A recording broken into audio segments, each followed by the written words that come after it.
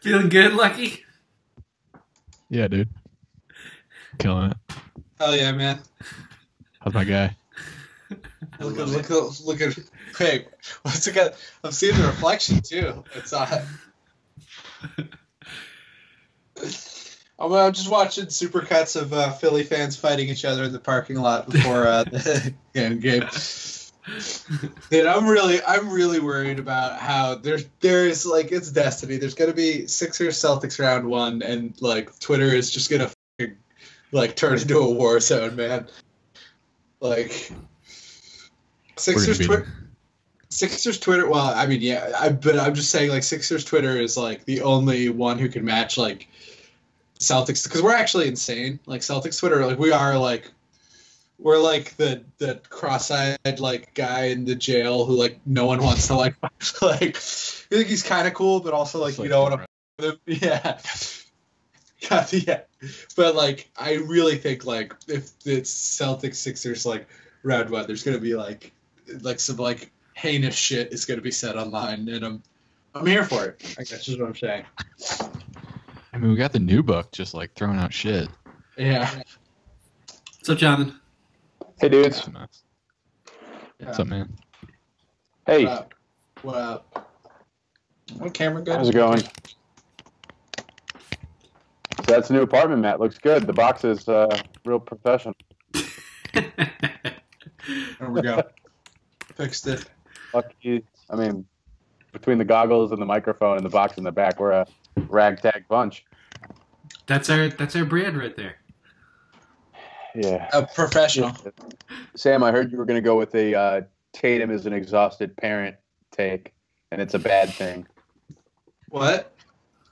Oh. Yeah, he's been. I can give an update from the Tatum household. As you all know, that's my father.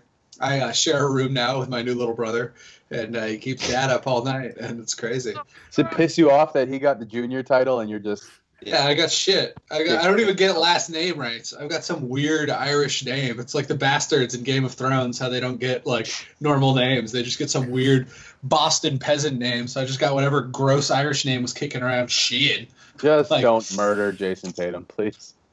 Where's Skin? Can you imagine what that would do for our pod numbers, though? If I like Hinkley'd like Jason Tatum, and then yo, that dude was on the pod. Like our archive numbers would go way up. I'm just saying, I'm looking out for you guys if I do murder him. So for the pod. this is the Monday mailbag here. We're just gonna keep this rolling. Matt Ignal here, Sam Sheehan, my brother Jonathan, and of course Lucky's pipe, rocking those amazing goggles and the reflection too. That's part of your gear right there, man. We're gonna talk. All-seeing eye, trying to like just picture a triangle. Celtics are on a 3-game losing streak. The sky is falling. They dropped this last game to Orlando. Apparently, they beat like 14 times in a row at home. It said on the broadcast, 103-95 after a completely disastrous third quarter and probably like a dispiriting defensive effort all around, I'd say. Those of you who watched the game, what are your takes on what went wrong for the Celtics? Or just, ruminate on what's gone wrong these last 3 games. I mean, the Celtics just haven't been able to come back from double-digit deficits. That's kind of what they've done all season. And we knew that was going to run out sooner or later. I mean, I think this 3-game losing skid, they're probably expecting wins. These seem like a couple of easy games. New Orleans, maybe not New Orleans, but they've had Philly's number, and Orlando's like one of the worst teams in the NBA without Vujicic. But, I think they're probably Vucevic. Yeah. Yeah, Vooch. I think they just overlooked the opponents and just sloppy basketball all around. Yeah, I thought they were just like sleepy on the defensive end, not getting back in transition. Help defense was like late or like didn't come at all. I noticed like several times, just Horford just didn't seem to have his like finger on the pulse of the game. Marcus Morris just failed to come over and rotate a few times. I think Tatum as well had a couple opportunities. The Magic just played at like just a much more intense level, and they were just so much more active throughout the game, getting back on defense. Tommy Heinsohn was pointing that out, that they were just getting back on defense and clogging up the paint. Celtics, by the way, are now down to 20th in offense in the NBA after this brutal January. Well, they just got Jarell I Eddie, checked- so that'll all be right. carried. I All right, checked let's for the start last there then. 3 games. They're actually like they're 30th the last 3 games. So we're like the anti-Cavs right now. So that's good. Yeah. And defense wins championships, right? So, like, that is what it is. I mean, I think that's Still won a defense. that's like the takeaway here, right? Is that the Celtics, they still have very real scoring problems. It's almost like that they have an all-star missing from their lineup. Like, if they could just find a way to get like an all-star wing, I don't know how on earth they're going to acquire one to add to this team, but hopefully they can figure out a way to do that sometime before the start of next year. But I think that's always going to be the problem with the Celtics, is they've given themselves such a low margin for error with this offense, where if you don't play the perfect defense that we've come to expect from the Celtics, you're going to lose these games. And even if you don't, you're going to have these double digit, monstrosities.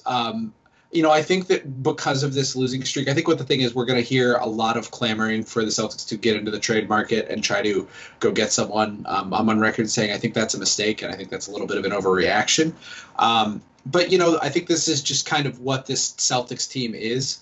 Their point differential is not that, it's not one that's typically a team that wins 60 games. It's more like a team that will win like 53 games, something like, they were last year. So, maybe that's just kind of where this team is at right now. But they're also, they're one of the youngest teams in the NBA by weighted point differential. I don't think there's any reason to get too jammed up about this thing. I think everyone should be, relatively calm about it. It's 3 games, Yeah. I mean, the downside is that, the Raptors are right there, right?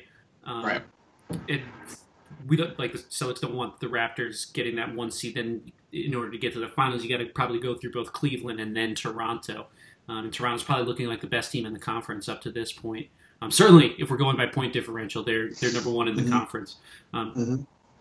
But I feel like you could only be like really upset with this sort of thing if your expectations became extremely outsized after the Celtics rattled off 16 in a row.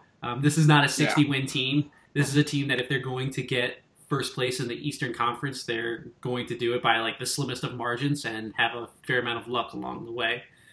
It's still definitely possible. They're in first place right now, but they're playing with a little bit of fire. Yeah.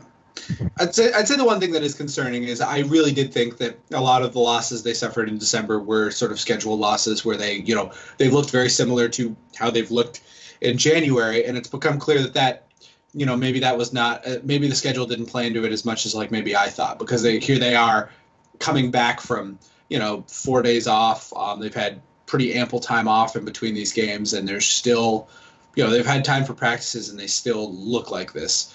They had 2 days to prepare for Orlando and lost at home. Like, yikes!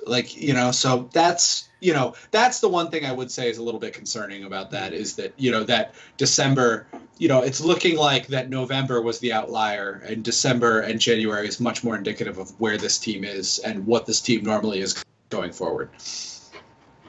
I mean, Brad Stevens' teams are always second half post All-Star game break teams. I mean, at least the last couple, they've really turned it on in the second half of the season. I anticipate the same. They're going to have a lot more rest. And, I think this is just a little hiccup. I'm not really too worried, to be honest.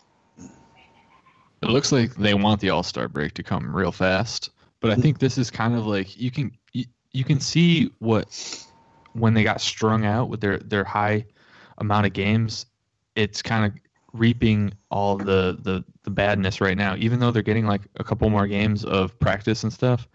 Like Tatum can't make a shot right now. He's putting everything up short, and it's like you can feel like his knees just like want some more break.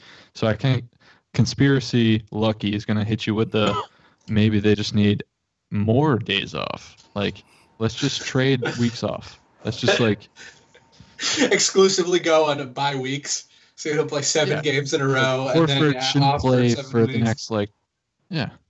Did he play today? Ooh. Ooh. Woo!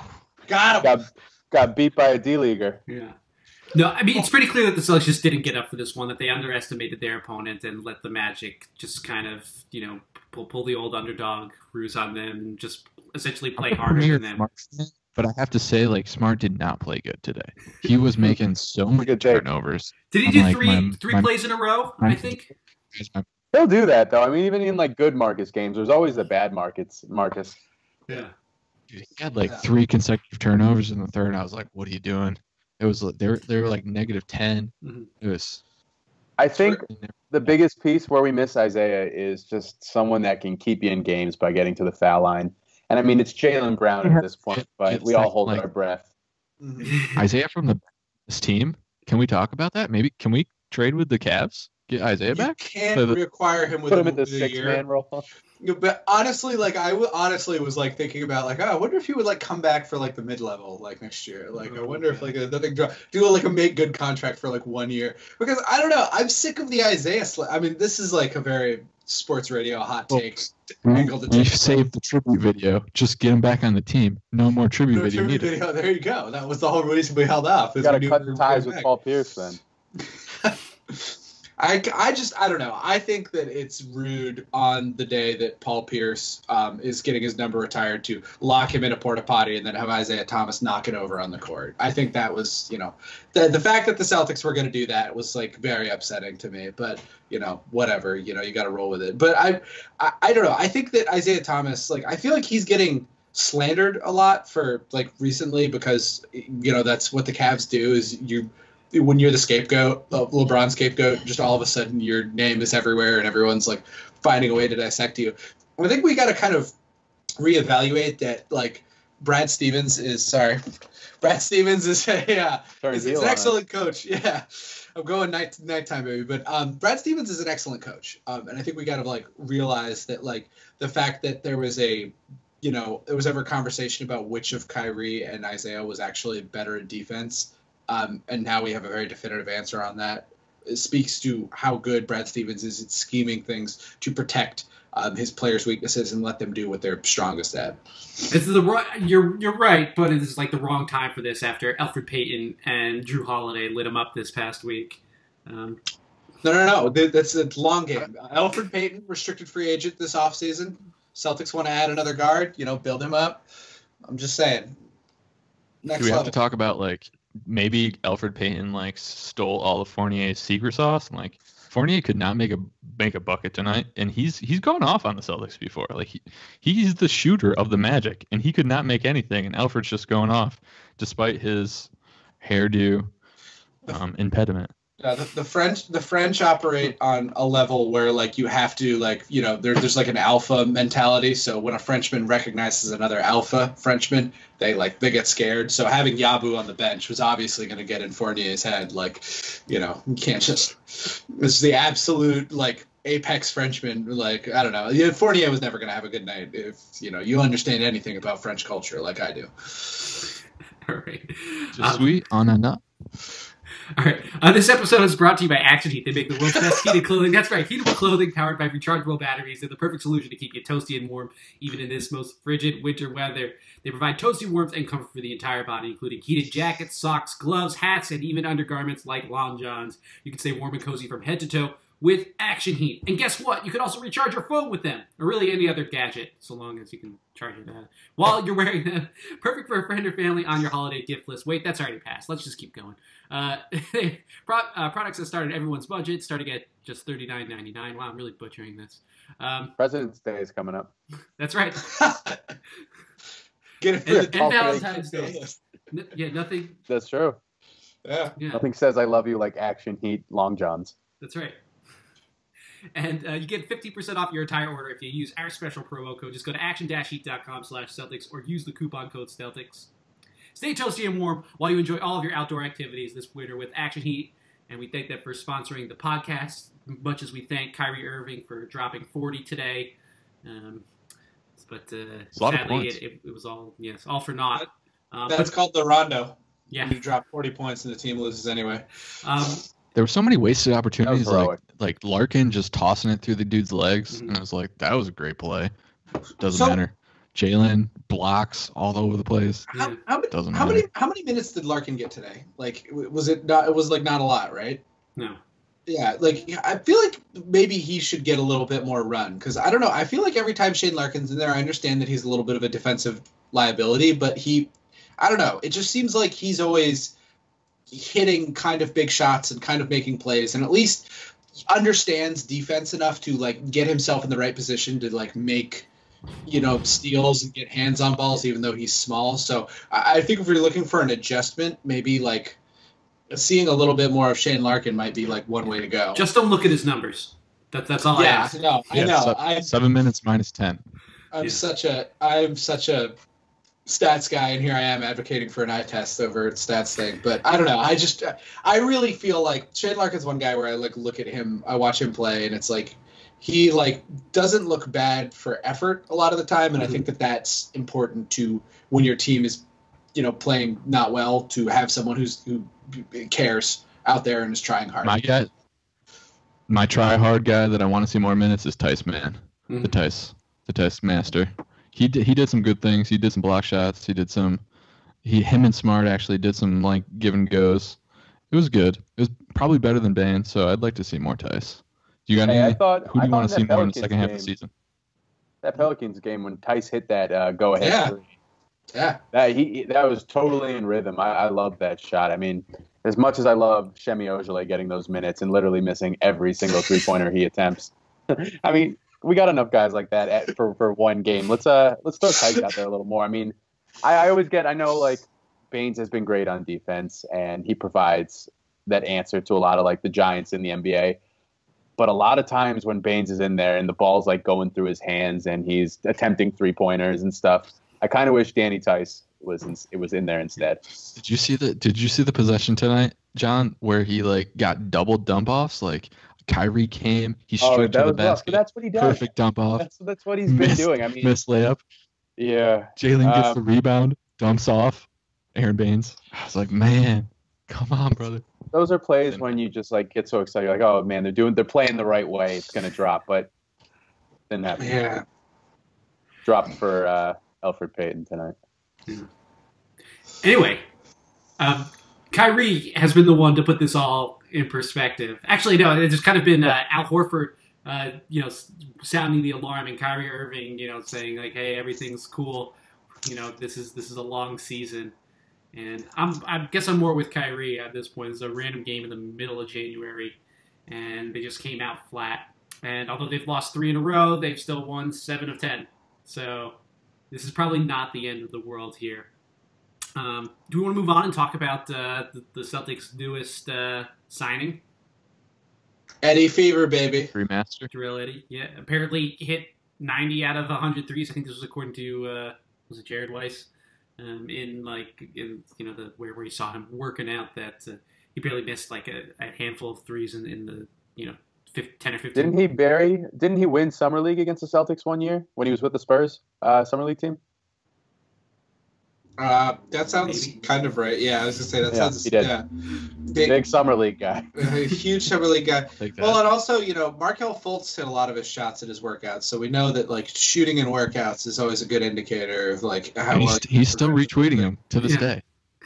Oh gosh. Oh my god, it's amazing. Wait, just somebody. quick poll. Yeah, Who here thinks Fultz is gonna bust?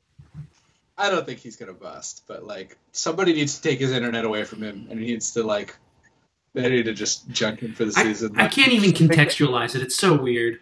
It's I think bizarre. it's common, man. About the It's Himmel's too back much. tweets. Like what this has done to his psyche. Yeah. Just knowing like all the Yeah. videos that are out there, and like I'd be afraid. How's he gonna go to the foul line in a close game? He might be the first, how like a lot of guys like busted because of like cocaine or like, some sort of like something like that. He might be the first injury. He might be the first one to bust of just internet. He got posted out of his career. Like just people posting about him, which is, it's like, I hate that this is happening to this kid. I do kind of want this kid to be successful in a general way, like not for the Sixers. I think it's hilarious that it's happening to the Sixers, the InfoWars fan base. This is a perfect marriage of conspiracy. It makes more sense that there's just chemical in the Philly water that just prevents rookies from being able to play in their rookie year. I mean, like, this is the fan base that like went through his Instagram looking for like photos of him playing ping pong to prove that the agent was lying, and like there's crisis actors like It was a fully working shoulder. I don't know what to tell you. Like he was nailing ping pongs. But I don't know. If he keeps this up in a couple years, he may have a gig at the rookie symposium.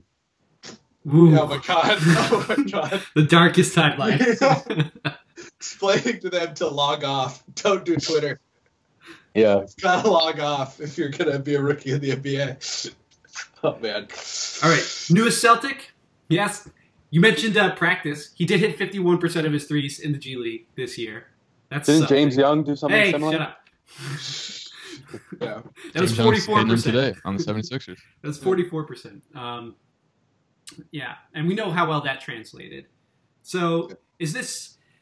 I've been saying that the Celtics need another shooter. The bench clearly could use something like that. The question is this guy, although he could probably shoot the ball, is he going to do enough of the other stuff to actually make a positive impact with that bench unit?